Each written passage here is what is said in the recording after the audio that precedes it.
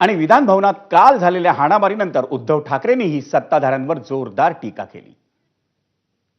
माझं प्रामाणिक मत असं आहे की सर्व पक्षांनी एकत्रित बसून असे जर का गुंड कोणी घेतले असतील कोणी आणि त्यांना सत्तेसाठी वापरलं गेलं असेल किंवा कळत नकळत हा शब्द मी जाणीवपूर्वक वापरतोय, कळत नकळत त्यांना उमेदवारी देऊन कुठे निवडून आणून सत्तापदं दिली गेली असतील तर ती पहिली काढून घेतली गेली पाहिजेत।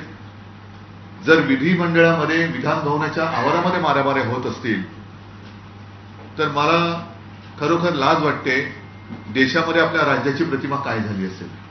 गेल्या काही दिवसात काही महिन्यांमध्ये विशेषतः सत्ताधाऱ्यांचा जो काही एक माज आहे, मी याला राजकारण मानत नाही, मी याला सत्तेचं माजकारण म्हणतोय। सत्तेचा आलेला माज आहे।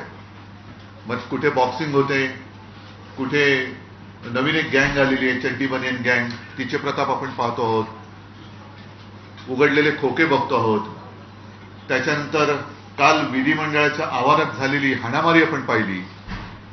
एकूणच संपूर्ण देशात महाराष्ट्राला शर्मेने मान खाली घालावी लागेल अशी ही काही दिवसातली मालिका होती घटनांची। वळूयात पुढच्या